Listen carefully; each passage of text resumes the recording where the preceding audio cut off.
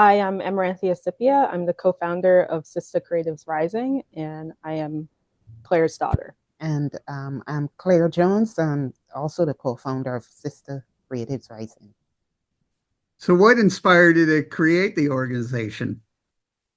You want me to go or you want to Yeah, go? you go. Um, so Sista Creatives Rising, what inspired it was as a disabled mother-daughter duo who we've been living in New Hampshire for, oh my gosh, probably 17 years now coming up. And we had just struggled as Black artists, as invisibly disabled artists, as women, just trying to get our art out there, sharing our stories, talking about our experiences from these varying perspectives. So that meant like having a hard time getting into galleries, having a hard time getting grants, having a hard time finding other artists who were also struggling with being seen. And as a result, we just decided, hey, let's do our own art show. And that's when Art in Mind, which happened in 2021, happened. It was a virtual event. And we showcased all these marginalized artists. I think it was a total of about maybe 8 to 10 artists, including some of the speakers that we had. Majority of them were invisibly disabled and a person of color or a woman of color, a femme of color. And we decided to share their stories through a documentary and through this virtual event fundraise for a local organization called Brain Arts Org, which is actually in Boston. But we just realized, well, that went really well. And we realized we had the power to bring these artists together across the country and even overseas to share their stories and kind of combat this issue that we constantly see in the art world. And that's where Sista Creatives Rising came about, because we wanted to create an umbrella to put Art in Mind other and any other programming. Projects. So it was just from our own experiences and wanting to kind of fix this issue. Yeah, can you tell me a little bit about your mental health journeys? Mm-hmm. I'll let you go. Well, we both were diagnosed with, how, I guess. yeah, she can say. I'm a little bit slow because I'm on medication for cancer prevention. So sometimes I get a bit foggy. So Yeah, it's complex complex PTSD, PTSD, panic disorder, and agoraphobia. agoraphobia. And Yeah. both of us had have these diagnoses, but we didn't know. Mm-hmm. But we didn't know till when was it? 20 Actually, it was probably 2 or 3 months after we did Art in Mind in 2021, 2021. Yes. which was like that was in the fall. So as we went into 2022, we both got our diagnosis Yeah, probably it within was, 2 weeks of each other from the same art therapist. yeah. But it's Yeah. been a long journey. I guess I was born under domestic violence in Barbados. And I guess this was something that was with me from a child. But it took all these years to get a diagnosis. Mm-hmm. And I guess I always had this agoraphobia, Agoraphobia. Yeah. agoraphobia. Um, but I functioned. But when I got that diagnosis, I was like, wait a minute, but I can still do stuff. I can still go outside where some people can't. But I realized when I was outside, I'd get overwhelmed. Mm-hmm. So it was always like strange to me, but I couldn't understand why. And when I got that, it made sense because Amaranthia was going through the same stuff. And then Yeah. doors opened once we knew what it was. Yeah. I think with both our journeys with agoraphobia, um, it was very difficult because for me it's hard, much harder for me. I have a lot of difficulty with going out on my own. I feel like it's improved a lot, but still I have a long way to go, and that was primarily because of my mom going through cancer treatment in 2022, Mm-hmm. because I had to go out and help her, um, Exactly. and do some things on my own. But with her, it's she has to. We both need someone with us. We usually go out together, Yeah. um, or with someone else, and it helps with that anxiety. Yeah. or we try to go out when there's not a lot of people around. Yeah, we or do else we'll very get early appointments. we'll get Supermarket early. Exactly. You get like a sensory overload. Exactly. Yeah, that's exactly what I was about to say. But for me, my mental health journey started from young. Just well, I grew up in America and Massachusetts and Connecticut. Then we moved to Japan for a few years in the 2000s. So I went to international school there, came back, had immediate reverse culture shock because my foundation was just international Japanese schooling. And the racial trauma began from there with the bullying. And once we moved to New Hampshire, it got much worse because it's it's just not diverse here. So a lot of people here have just not met a person of color, period. And so that was very alienating and isolating. And I started realizing I just couldn't make friends. I was being bullied all the time.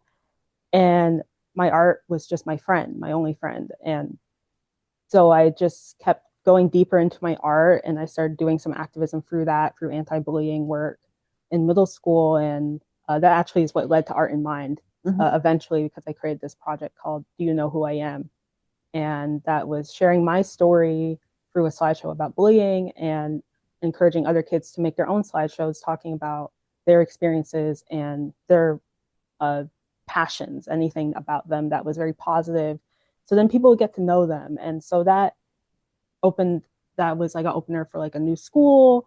And we were supposed to tour, but ultimately, because we were talking about racism, we were talking about ableism, we were talking about misogyny and all the things I was witnessing kids going through, not just with me, it got shut down. And so that led to probably what caused my complex PTSD at 13. Yeah. But I didn't get that diagnosis until 21 in 2021. So I just kept using my art to fight while being homeschooled online through this program called VLAX. And just through my self advocacy and my mom's support and turning the show into something called I'm Proud of Who I Am, and turning into the show where it was touring different libraries, sharing my journey, I realized like, oh wow, I can actually help people and I could heal at the same time with my art. So my mental health journey and hers as well is very incorporated into our art journeys. And it's very interesting that we both have the same diagnosis and both got it at the same time and both decided like, hey, let's make sisters to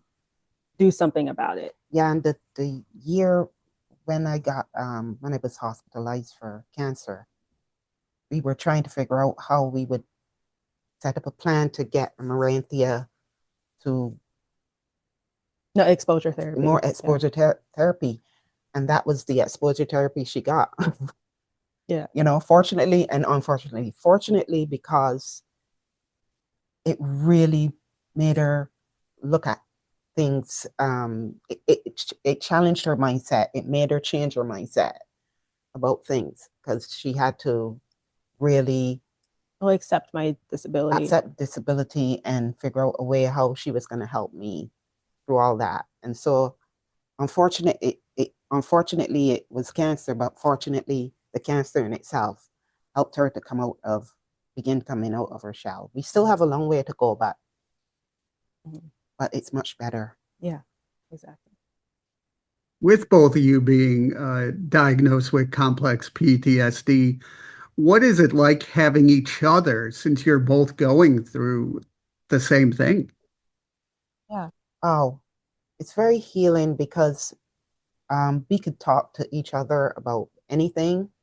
You know, it feels like you have a partner. She's my daughter, but she's also my friend. She's my sister. She's my partner. And she understands me. She gets me, and I get her. So when we see the symptoms happening to each other, we can, okay, if I need to back off, or if I need to, sometimes you just need to hug each other. Yeah, or sometimes just sit in silence. Or just sit in silence, or just sit down and watch a good show, and we just know each other. And it feels really good to have someone like that understanding what you're going through.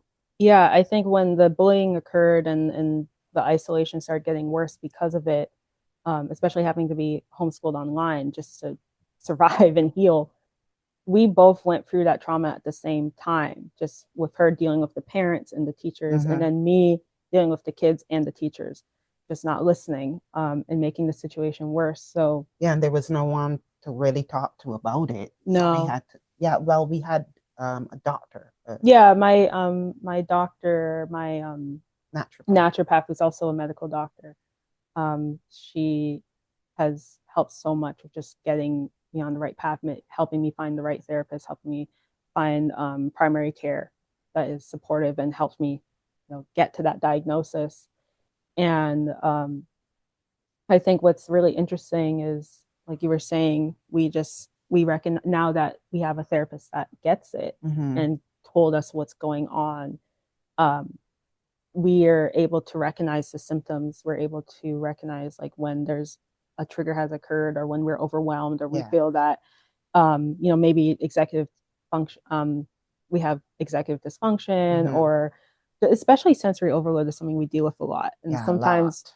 it just means, like we were saying, like just sitting in silence or stimming or doing different things Yeah, I do a lot to of kind of, meditating, a lot of yeah, creating list. art. Yeah, she does a lot of the artwork.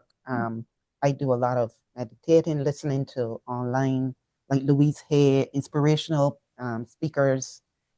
I do a lot of stuff, listening to drumming, things like that, Yeah, to center yourself. center myself. But I think it's been really a blessing having, a mom like this that I could just talk to her about everything. And we just have, I feel like that's why it's called Sistas, not just because we Mm-hmm. primarily work with women, work with femme expressing creatives, but also just it feels like we're sisters, like from another life or something. So Exactly, exactly. um so we just have this very deep connection. So everything just flows really well. Even when if things get hard, we just communicate. Yeah, Yeah. the communication is key. Mm-hmm. Yeah, what have you learned from each other?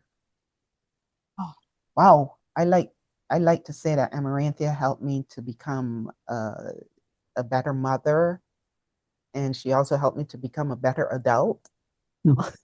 She helped me to grow up because I I was self-sabotaging a lot before I had cancer, and Amaranthia, she would just come to me and say, "No, you are not doing this. You need to stop." She would tell me straight, and I would listen. And I found that you know it it it sometimes it might be difficult for parents to hear their children tell them certain things because Mm-hmm. you feel you're the adult and you know everything. But she is very perceptive, and so I would listen, and I found that for the first time in my life, I just started challenging myself in the areas like the third rails in my life. I was able to like step on them and just not be afraid. She helped Oh me yeah. not to be afraid, not to have so much fear. Yeah. Yeah.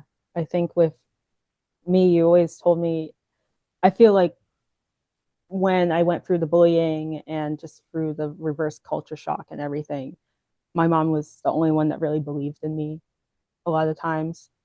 Um, and she just did a lot of self advocacy for me. So she taught me to believe in myself and And I to, didn't even believe in myself. I was yeah, telling her. yeah. And it's funny because then I would flip those teachings onto her and I'm like, well, you're telling me this, but you're Mhm. not applying it to It's you. like a mirror. Yeah. We're each other's mirror. Yeah. And so that, there was a lot of tough talks that we had when I Hmm. was 15, 15. 16. Yeah. and and of course that led to arguments and stuff, but we'd always, make up and be like, okay, yeah, you're right. We need to do this. We need to Yeah. Or, fix or this, I'm or I'm and sorry. I'm sorry. I hurt your feelings. exactly. You you you you you learn to say sorry and move on. You know, Yeah. so that resentments don't build up. You know. Yeah. And I think she also taught me to just self advocate, that the Hmm. importance of self advocating, just seeing her barge into the school when things were going on and just telling these teachers, like, you need to get it together. Like, I'm not accepting this. You're going to fix this. She Mm-hmm. advocated for me to the superintendent to actually get a computer, have them pay for a computer so I could be homeschooled online, and did all the reporting, made sure that things were taken care of. She made sure I got my doctors and everything, and so I just felt like, wow, if I can do that, like, if she believes in me, then I can do anything. And Yeah. so when Yeah. you're struggling like that as a teenager and you're just feeling like everything's kind of falling apart, having that one person, it just changed my life. So um, it just led to what we're doing right Yeah. now, just with art in general, just being able to realize, like, I can do this even if I'm on a different path or I'm a bit behind others because of my disability. I can still do it. I just have to find my own way. Exactly. So I guess also coming from a background of domestic violence, knowing, looking back and seeing how my life was and the violence and everything and how that affected me, it was very important for me to, for my daughter to not go through these things. I taught her a lot of things from very early, how to carry herself, how to conduct herself, how to, you know, to be careful of be perceptive around people and mm-hmm. stuff like that. And Mm-hmm. I just felt like I just didn't want her to go down to go through what I went through, you know. So all the lessons that I learned, that I picked up from growing up, I just made sure that she was able to have a voice and to be strong from the inside out, you know. Pretty much that's it. Yeah, exactly. What do you do to help your own mental health? For me, it's just doing a lot of, I mean, what helped me get here was doing my own art therapy before I met my art therapist. And actually, with her, I do a lot of talk therapy now. Mm-hmm. Not much, so much art therapy, but I just do that on my own. With Sistas, it's really helped me be able to take the art therapy I've done, just using art to share my story and share my journey and communicate my emotions and feelings and symptoms. Being able to work with other artists to kind of bring that out of them and find a way to help them share their story, that is very therapeutic for me. I feel like in the last couple of years, especially when COVID started, I had really bad art block. And so when I started doing art coordinating and art directing virtually, I realized that that was just another creative outlet, even if I wasn't drawing. And it was just so healing to be able to meet others who were just going through the same thing, going through being homebound or isolated or just being immunocompromised or living in places that weren't so accepting. So helping to teach them, like, how to create a bio, how to make a video that is telling a cohesive story about their work and their art and how it all came together. Like, that was very healing for me, as someone who couldn't do interviews for years, couldn't talk on the phone. I couldn't do anything like this until maybe 2021, where I just challenged myself and I said, okay, whatever, you know what? If I want to be an art director, I have to be on camera. And so I just started doing it. But Yeah, I used to have to yeah. make the phone calls for you. Oh yeah. Oh, It was really, really, I would get very bad panic attacks. yes. But I think with just all of that began with just, again, that anti-bullying project. And just, I had a comic called Emo Bunny. I was just making like comic art, sharing my story about this through this bunny girl who was having panic attacks and this monster that would harass her, that she couldn't see, but the viewer could see it. And it was just this amalgamation of anxiety and darkness. And so using that, sharing through other projects, just talking about my journey through racial trauma and just kind of writing about all these experiences and sharing it out there is what kind of built up to Sisters, because then we started building an audience. And I realized like, oh, okay, we could turn this into something. People are listening to this story, and maybe other people would want to hear other stories. Yeah. So For me, I do a lot of chanting. I'm a practicing Buddhist of over 30 something years. mm-hmm. And so I do a lot of chanting, and I center myself in that. I also developed a system called Clarity's Just So Hip, Clarity, Awareness, Presence, Acceptance, and Gratitude. And so when I get overwhelmed, or if I have a, a problem, I just kind of run it through this system. Clarity, is, is it bringing me clarity? How is my awareness? You know, grounding myself in presence, accepting what it is for whatever it is, and giving gratitude. And so I would run it through that in a wash, rinse, repeat cycle, and chant. And I also do a lot of listening to, like I said before, just listening to Louise Hay. She's very grounding for me. And who was the other person I used to, Oh my gosh, I forgot his name. Eckhart Tolle. Eckhart Tolle. Yeah, Eckhart yeah, yeah. Tolle. Those are my favorites. And yeah, so basically, I just try to stay calm and centered, especially after the cancer experience. And I'm still dealing with it right now. And so a lot of times I can become very overwhelmed. Mm-hmm. So I just have to do that. And Mm-hmm. the last 3 months has been difficult because I've been dealing with cancer preventative medicine. So every day is